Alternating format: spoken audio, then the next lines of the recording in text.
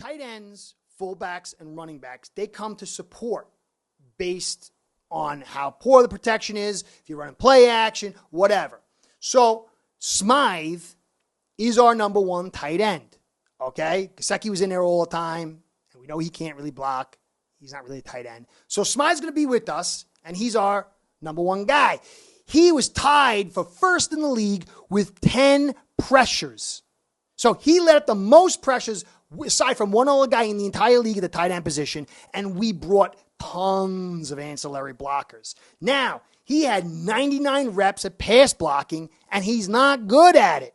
He had a pass block grade of 59. Okay? Now, Alec Ingold, he had a ton of pass blocks, 67. Pass block grade, which was pretty good. He had 41, but he wasn't so good at the run blocking grade. And so there's a yin and yang with Ingold. And then Hunter Long, he had a run blocking grade of 62 and 58 PFF grade and a 58 pass block grade for 21. None of these grades, except for Ingold's pass block grade, is good. We know Gesicki wasn't good. Connor wasn't good. So we had some of the worst blocking all around except for Ingold in the pass protection. Now look at our running backs. Jeff Wilson. He had a 24.6 pass blocking grade. Ahmed, big missed blocks in the playoff game, 27. Now Raheem Mostert, he had 32 pass block assignments, which is pretty high for a running back. Not some of the top ones, but, you know, when it's all combination. And considering the amount, he only had 338 reps. 54. We had some of the worst pass blocking. We could talk about the offensive line, but these ancillary blockers, aside from Ingold, is a disaster.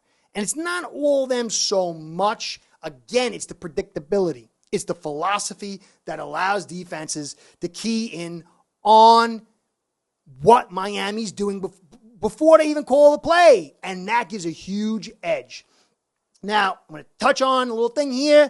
There was this by the Dolphins Wire. You can see it here. Senior Bowl Draft Wire has put out their newest mock draft. The Dolphins at number 51 are projected to target Oregon State tight end Luke Musgrave. In 20 games over 4 years, Musgrave recorded 47 receptions, 663 yards, and 2 touchdowns. Pretty good. But this looks really like a Chris Grier Dolphins pick, but it also looks a lot like Hunt.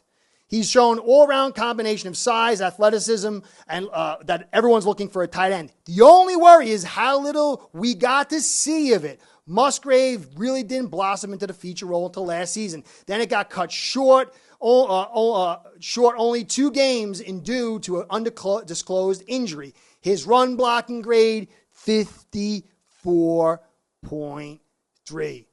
No, I'm going to get into the tight ends. There's some really good tight ends for us out there, and he ain't one of them unless somehow he develops. It's going to give us more of the same. It's going to give us Hunter Long 2.0 most likely. We don't need that. I pray this isn't the deal. We need to upgrade this tight end position. If we had, say, Smythe, who could be a back-end blocker, and have a guy who could inline block as a threat to go to chip and go, and, you know, the threat of the chip and go, as well catching, it would alter things dramatically. There is a couple of really good tight ends in this draft, and I'm going to get that in a minute.